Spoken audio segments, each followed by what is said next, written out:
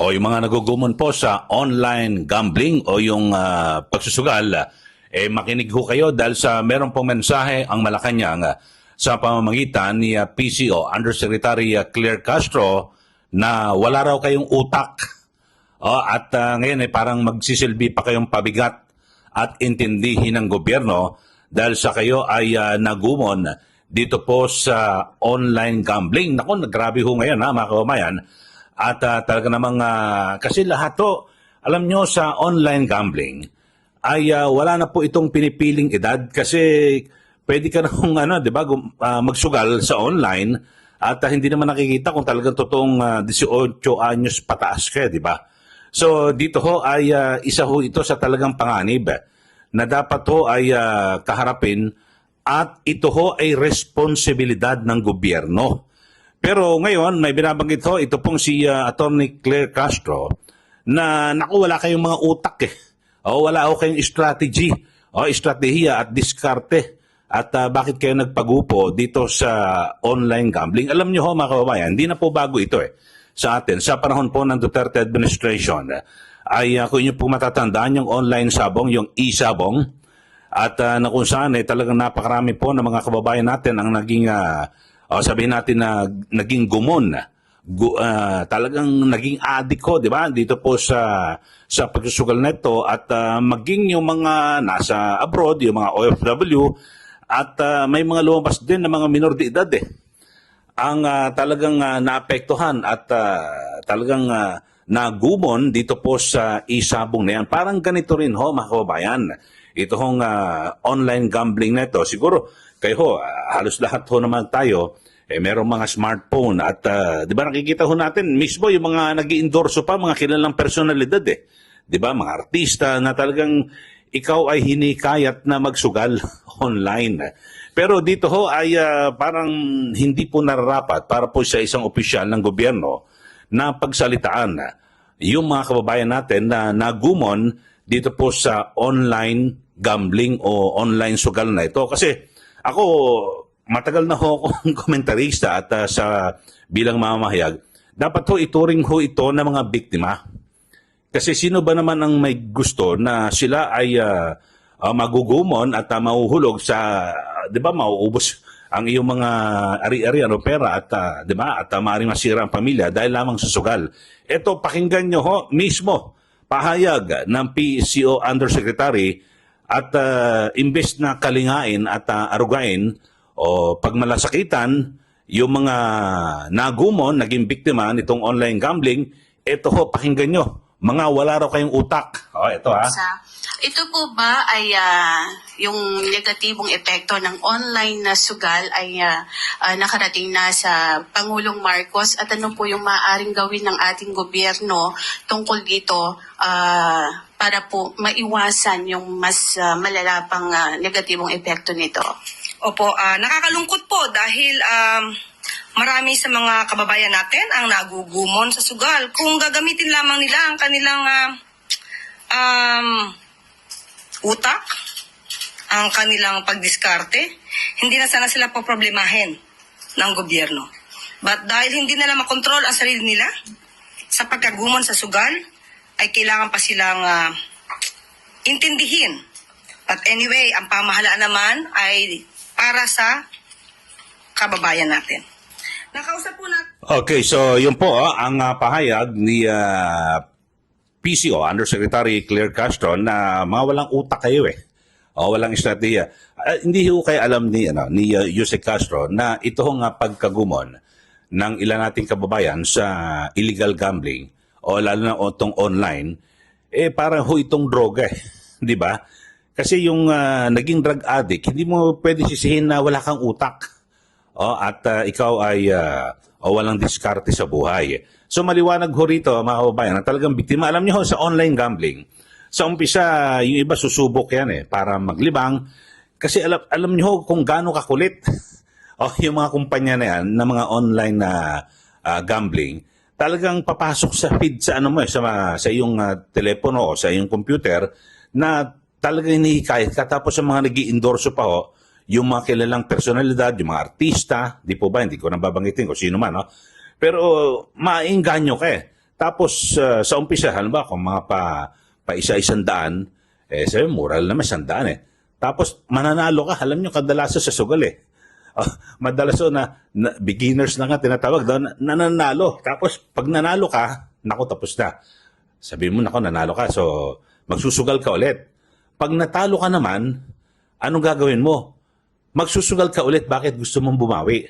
Hanggang sa malubog na malubog ka, kung meron ka mga ari-arian, may benta mo, o mangungutang ka, so masisira ang iyong pamilya. Ano ang dapat gawin dito ng gobyerno?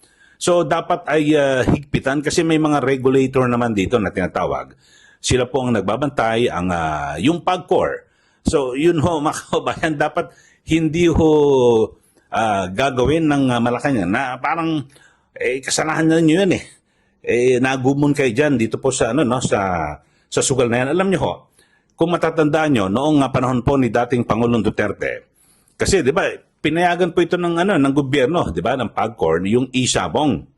Pero nang dumami ang mga reklamo at 'di ba, napatunayan na may mga minor de edad na naging biktima, ano ginawa ni dating Pangulong Duterte? Agad niya pong ipinatigil ang operasyon ng isabong. At sa katunayan, 'di ba, may marami pa hong mga naglabi ho diyan dahil sa siguro, hindi naman lingit po sa inyong kalaman kung sino yung mga operator niyan. Talaga naman tumiba ng gusto dito ho sa online na sabong na ito. At ganun din ho ito sa mga online gambling, mga kababayan. So, dapat ho siguro ay gawin ho ng gobyerno nito ay talagang maglabas po sila at magsagawa po sila ng malawakang information campaign kasi marami naman mga lisensyado, na mga yung mga online na gambling na yan. Pero ako personal ko ho ako talagang ayaw ko sa lahat ng sugal. Lalo na ho pag gambling, online gambling ho, ang bilis ma-access eh. Kahit sino ho pwedeng maka-access.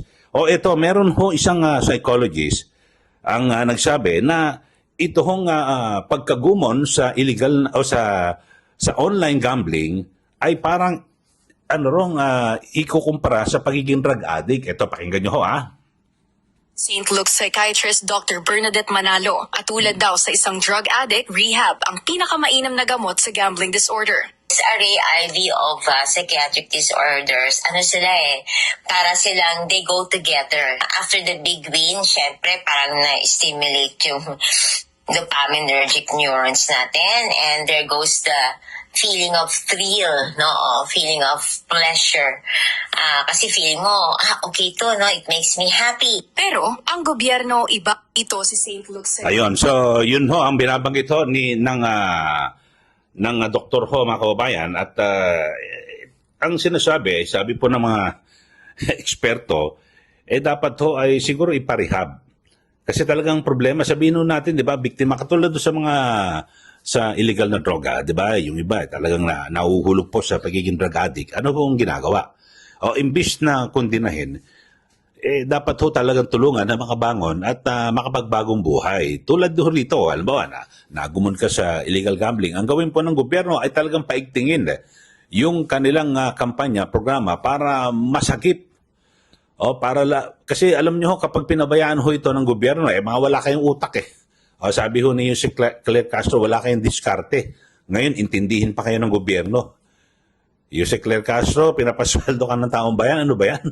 Anong klaseng abogado ba ito? Diyos ko po talaga hindi naman po lahat parang marami po sa mga abogado natin, overrated eh. Nasabing abogado, pero pag may mga namatawi sa kanilang mga bibig, parang, abogado ba yan? Mapapatanong ka eh. Pero dito ho, mga kababayan, ito po isang seryosong problema ng ating gobyerno na dapat ho sigurong hindi basta-basta na baliwalain ng ating pamahalaan.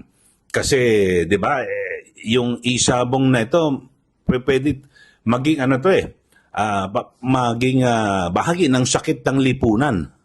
Kasi yung social cost nito sa mga Pilipino, grabe ho, at alam niyo naman kadalasan ho ng mga biktima ho rito, maliliit hindi naman ganun eh. Kasi, di ba, may mga big time na talagang pupunta sa casino. Pero dito nga ho sa Pilipinas, yung ating mga casino, alam niyo sa ibang bansa, alam mo ba, sa Singapore, sa ibang mga bansa, mga kababayan, pupunta ka sa casino, may entrance fee sa mga lokal. Bakit ito? Talagang di-discourage po ng gobyerno nila at pinoprotektahan nila yung kanilang mamayan na huwag kang magsugal, huwag kang magumon sa sugal. Di ba? Yun ho ang Pero dito ho sa Pilipinas, so, mga kababayan, puro mga Pilipino. Nakikita mo sa mga kasino. So talagang hindi po pinoprotektahan ng gobyernong ito ang mga Pilipino. Dapat ho ganun. Halimbawa, kung 300, halimbawa, kung peso, sige, meron kang entrance fee, 5,000 pesos. Kapag ganyan, di ba, madi-discourage na ko, ayoko na maglaro dyan, punta sa casino, 5,000 ang entrance fee. Doon pa lang, talo ka na. So, mababawasan ho, may iwasan yung mga Pilipino na magumon sa sugal sa casino. Pero dito sa online gambling, isang click mo lang eh. Tapos meron kang GCash account, tapos ka na. Alam niyo, itong GCash na ito, pahirap din to sa buhay nito eh.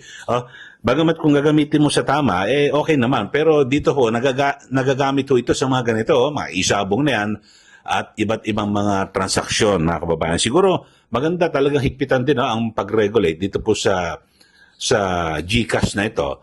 Halimbawa, pag malalaman ho nila yan na ang transaksyon ay para sa sugal, nakakonek ho sa mga online gambling, dapat po ibawal.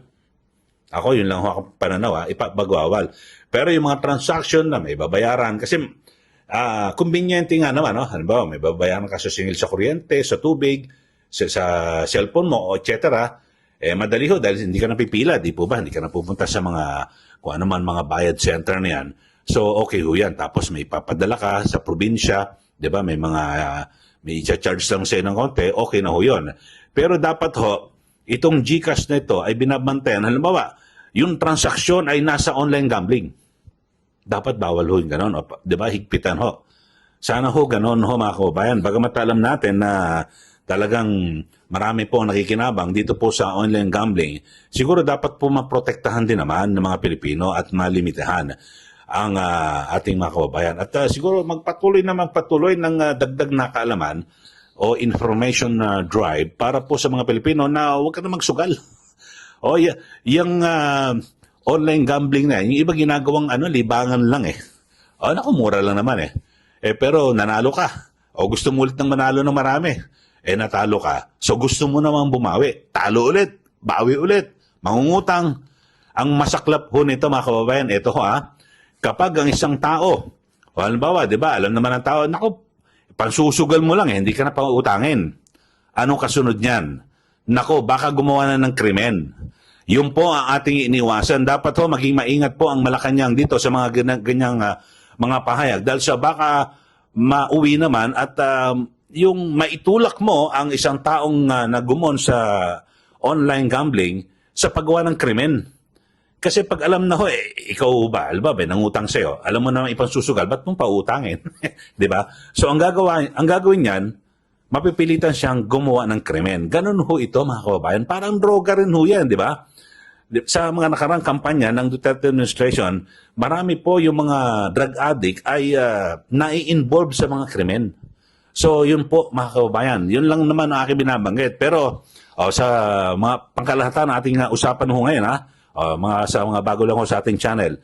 Ito ho, ang sabi ho ng Malacanang at bilang Palace Press Officer, kasi ang tanong sa kanya, kay Yusek Claire Castro, anong masabi ng Pangulo?